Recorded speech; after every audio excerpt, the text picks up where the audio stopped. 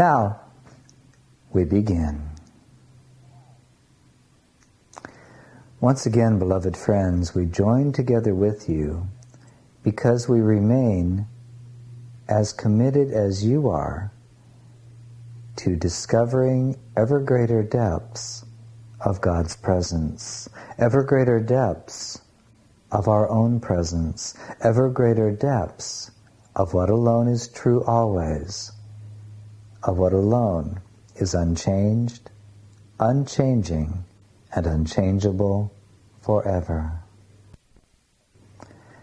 Indeed, beloved friends, we would speak unto you in this hour of that which deepens the understanding of abiding in perfect knowing, in perfect knowledge. We want to address for you a theme that you have heard before, though from a slightly different perspective. That theme goes by a term that most of you are familiar with, and that term is karma.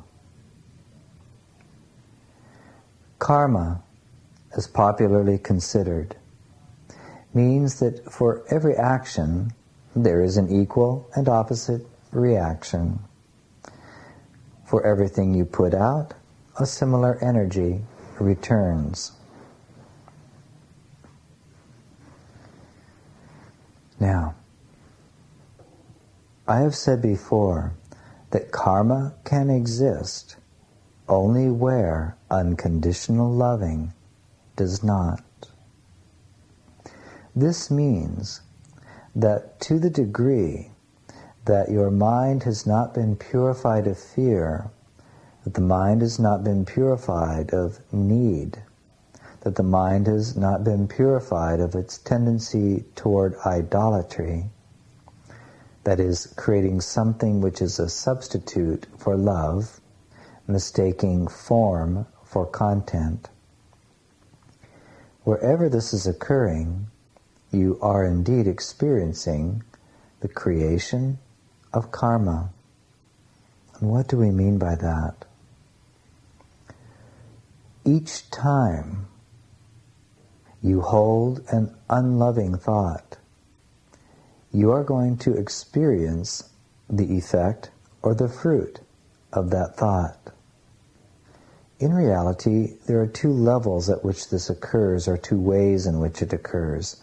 First is immediate, the second is mediated through the forms of time. In the first, in that which is immediate, the very moment you think an unloving thought, as you are as a physically embodied being, you immediately alter the electrical flow of energy throughout the physical system. You immediately alter the chemical balance of the body and thereby experience tightness in the body, sadness perhaps, depression, an overall ill-at-ease feeling. Every negative thought, not just the big ones that you really get your attention wrapped about, but even the small ones, this is still true. Depression can only occur in a mind that has been denying its pathway to joy.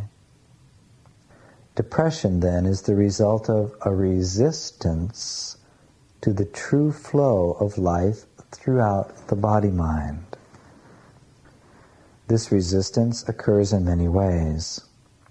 It can result as the result of not feeling a feeling to its completion, withholding a simple truth, and more often than not, from denying the impulse of the heart. And as you begin to walk a spiritual path and realize you need to be open to the guidance of the Holy Spirit, that in fact that you cannot awaken yourself, because if you could, you would have already done so. And then the opportunities are presented that contain within them all that you need to awaken from your illusions, but you resist it because it doesn't conform to your image of yourself. So you see, there are many ways in which you can resist and create a blockage in the flow of energy through the system. It is all around some form of a negative thought, and all negativity is an expression of fear. All attempt to control another is really fear. Anger is merely a form of fear. So, the very moment in which the mind is used to think a negative thought, there is a very immediate karmic effect. Given that effect over a period of time, and illness is created in the body. Depression is created in the emotional field. Now, secondly, there is a mediated form of karmic response. Namely, that the world around you will, over a period of time, coagulate, create itself in a context that will mirror to you that which seems to prove the negative thought that by now you've forgotten you even created. And then you will have the negative thought again, and you will mistakenly believe that the negative thought is there because of the conditions outside of you. An example would be for someone to see an event occur in life, such as the government raising taxes, and then says, "Yep, I've always known that that's the way it is. You cannot trust a single politician." And yet that one is not seeing that 15 years ago they decided that politicians could not be trusted because they heard it from their father, and knows in the sense of their mind that the politicians will always do something to take more money out of his pocket. Then 15 years later, when taxes are raised, the mind says, "I knew it, I think I must have been right all along. See what they did? This means that politicians can't be trusted." When in fact, the politicians are merely the manifestation that fulfills the prophecy. In this way, I want to invite you to look at your life. How are the events that are occurring, the quality of life you're living, how could they possibly be reflecting a self-fulfilling prophecy? Or how, in other words, could it be merely the fulfillment of the karma of how you're using the mind?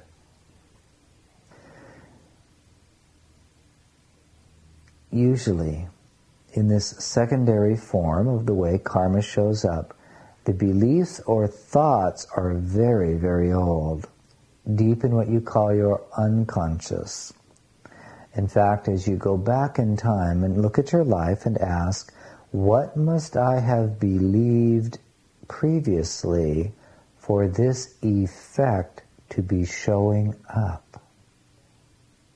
For instance, if it is regarding money, if you have no money, look well at what you have believed about money in the past. Especially look to see what were the beliefs about money that my parents held.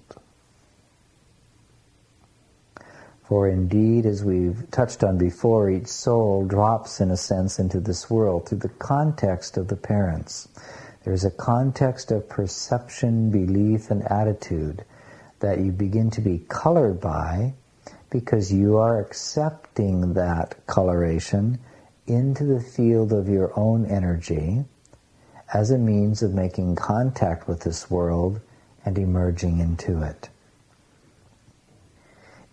If, for instance, the parents believe that spirituality and material wealth cannot go together, and therefore to be spiritual means to do without materially, then look at how your life has evolved.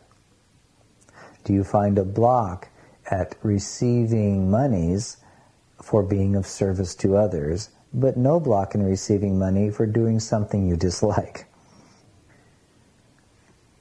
Live in that question, beloved friends, and begin to apply it to the whole of your life.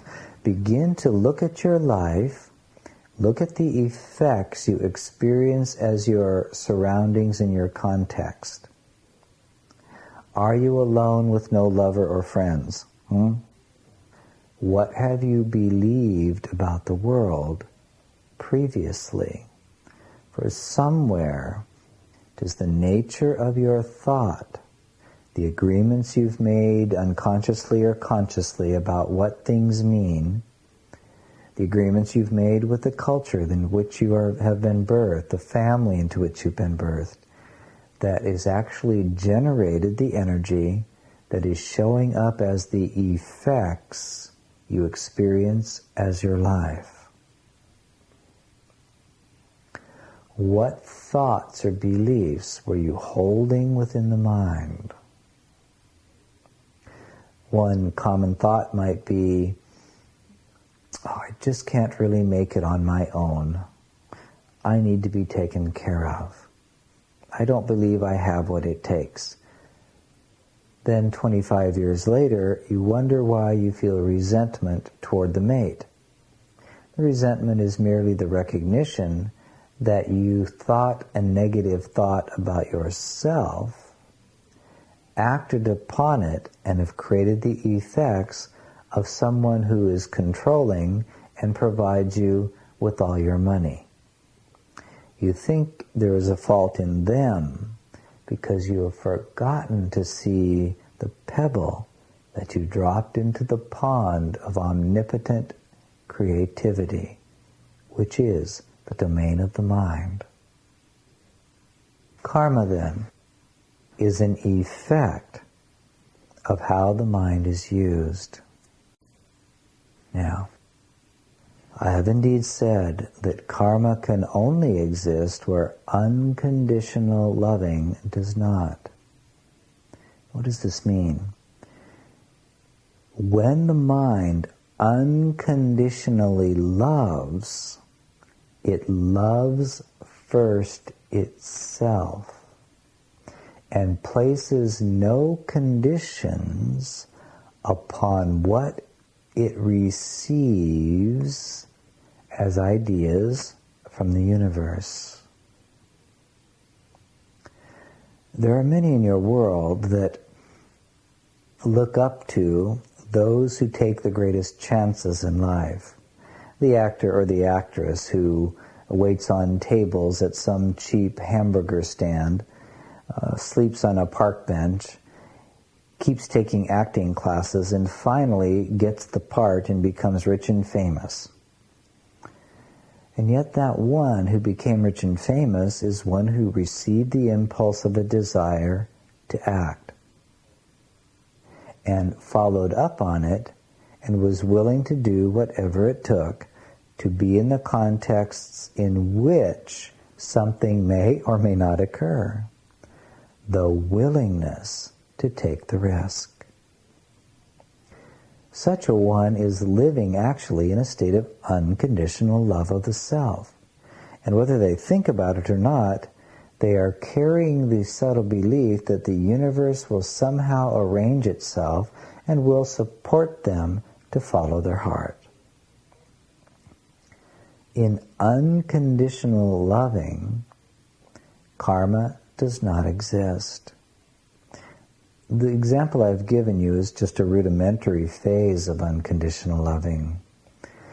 In its mature state, in its spiritual state, unconditional loving means that the mind has awakened and seen that nothing that occurs in life can cause it to contain or withdraw its love.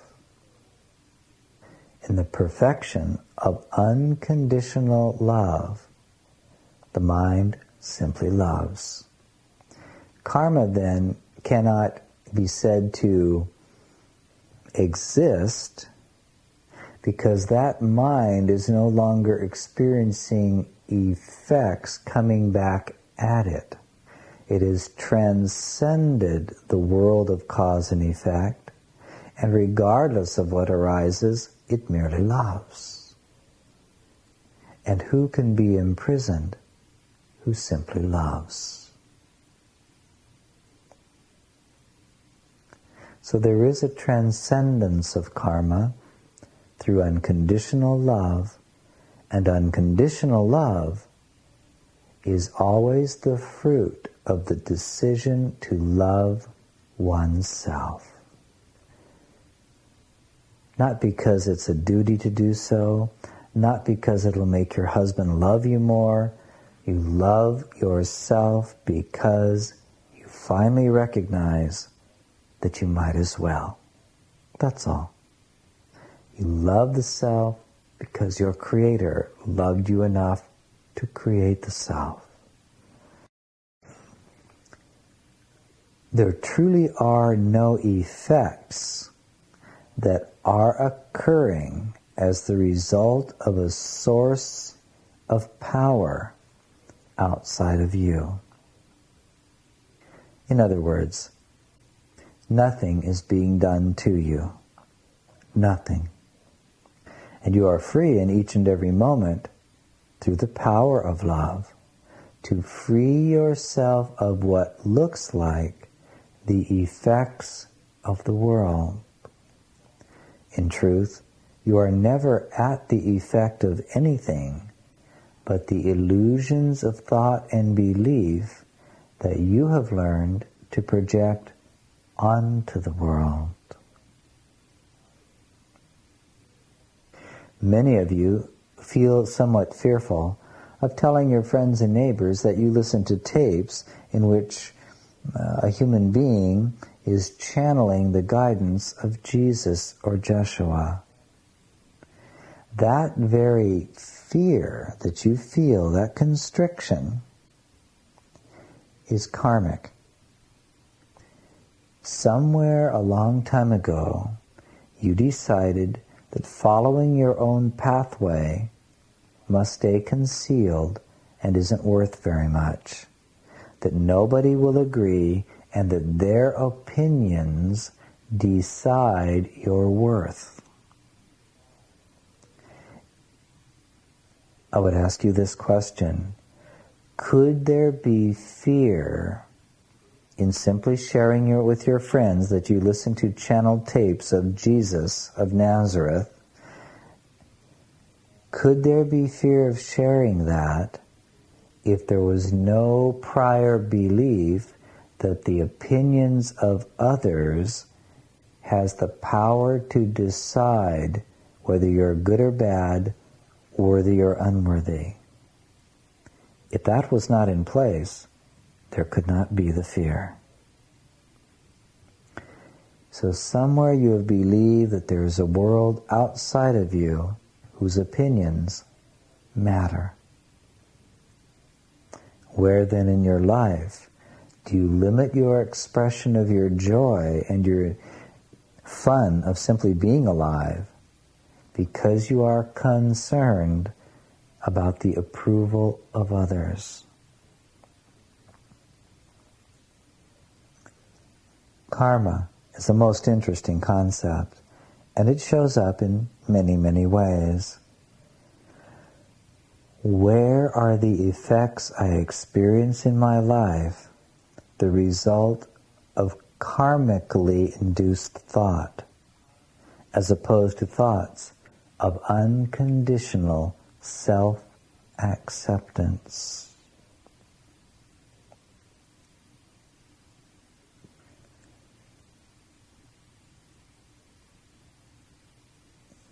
Beloved friends, the fact that you are experiencing yourself as a body-mind is in many ways karmic. That is, it is the result of the vast expanse of mind to dare to think a tiny mad idea and take it seriously, that I could separate myself from the love of God and create an experience that convinces me that I have succeeded at achieving separation. And yet unconditional love transforms the experience of the body into something quite different. Unconditional love of self translates the life of the body-mind, the life of paying taxes, the life of keeping your car well oiled. All of it is translated so that the world becomes not something that proves your unworthiness, your separation, but rather as a medium of communication in which magic, in a sense, is always at play. Miracle-mindedness is always at play. You go to take your car to fill up your gas tank. Because your heart is open, your mind is open, you're not in resistance to it, your eyes are open, you look around you, and you feel the energy of somebody at the pump on the other side of the island. I believe they call it an island. Do not know how they can call it an island. There's no water around the concrete. However, on the other side of the island, you feel the energy of someone, and because your heart is open, you go up to them and say, "Oh, I'm just here pumping my gas. I looked up and saw you. You've got a great smile. You've made my whole day. Thank you." And then a conversation is struck, and it is discovered that they're looking for someone in their corporation who happens to have your skills, and you're looking for a new job. The things of the world become translated into that which supports your ever-increasing joy, success, fun, pleasure, material improvement, new friends. It supports all of it when you see through the eyes of love. When you literally look at the world around you and finally get that it was never what you thought it was because you failed to separate yourself from God. And everything you see is there to support your happy experience. You are free to live in your highest joy, to ask for what you want, to open the heart in love, and the universe will respond according to the beliefs you hold about yourself within yourself.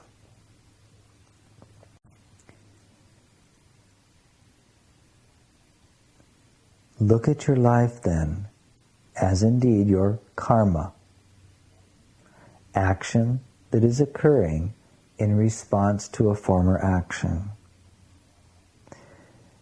One of the most powerful things you could ever do is to ask the question, what must I have believed is true about the world to be living the life I am living now? This is not to say that karma is wrong or bad. It is not. It is merely effect, cause and effect.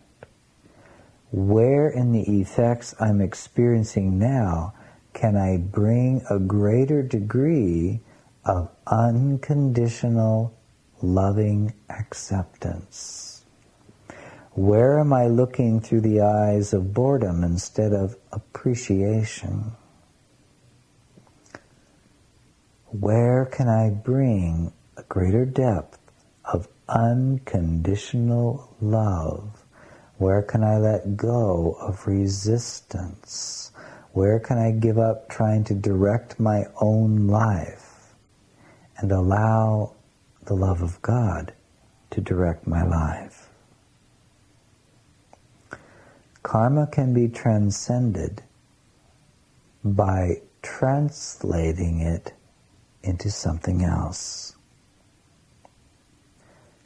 Karma can become the fulfillment of your purpose, your very way to extend and teach only love. For when you see that the effects called your life are the result of limited or fearful or negative thoughts or beliefs you have held about yourself and about the world, you can embrace the effects you've created and see them in a new light. I choose to allow these very conditions to be those conditions under which I now learn to choose love. What can I appreciate in this moment? What can I give forgiveness unto? Where can I overcome fear of speaking out and share a truth with a friend? What have I been avoiding that I can now embrace? In that very means, any set of conditions created as the effect of fear-based thinking now becomes the very pathway that will lead you to transcend the negative thinking and enter a domain of the use of the mind that will create effects far more enjoyable, far more expansive than you've ever imagined. Do not then lament your life as it is, for it is absolutely perfect. And each set of conditions contains within itself everything you need to translate your life into that which expresses your love of God. Never lament what you create. Never lament what you experience. Never judge yourself and say, oh, why did I do that? I should have done this other thing. No. Appreciate what you've created. Find what can be appreciated within it. Wrap the arms of your love around it. Bring unconditional love to it. And thereby you will find a window, a doorway, the creation of a new use of the mind that must necessarily require the universe to rearrange itself to accommodate the new vibration. Appreciation and love and unlimitedness requires the universe to show up in a different way. Karma is not your prison. In other words, bringing your attention to the effects you create is a pathway to great freedom. What you did in the past to create the effects that you no longer want was not a sin or a mistake. It was merely a free choice in order to create experience. Okay, you've been there, you've done that. Now, bring love and appreciation to the very effects that you may be judging. Why did I buy that stock? It was so silly. I didn't get enough information, and now the company's gone bankrupt, and I just lost $10,000. Let me be in appreciation of this very effect. Yes, wow, this is fantastic. I created experience for myself. I can do more of this. This is great. Oh, I just love myself so much. I can decide, oh, this is great. I just learned a valuable lesson. Next time I'll get more information. I'd like another opportunity for a great stock opportunity to make money. Yes, I'm going to be an expert at this. I can see it coming through my unconditional love. Yes, yes. In fact, every time you think you failed, celebrate. Celebrate your so-called failure as though it were a success. For remember, it is up to you to decide what you will perceive. Events are just neutral. Therefore, you are free to celebrate what you call your failures. And when you celebrate them, they are your successes. Any successful person knows that they never fail. They merely learn and become wiser. Become one, then, who is no longer at the effect of karma, but rather become one who uses karma wisely by looking honestly at their life, learning what needs to be learned without judgment, but rather in celebration. Become one who translates their karma into the doorway to an ever-increasing awareness of God's presence and perfect love, spread across the face of the earth, permeating everything you see, translating the world into the very means that can uplift you, awaken you, care for you, and heal you.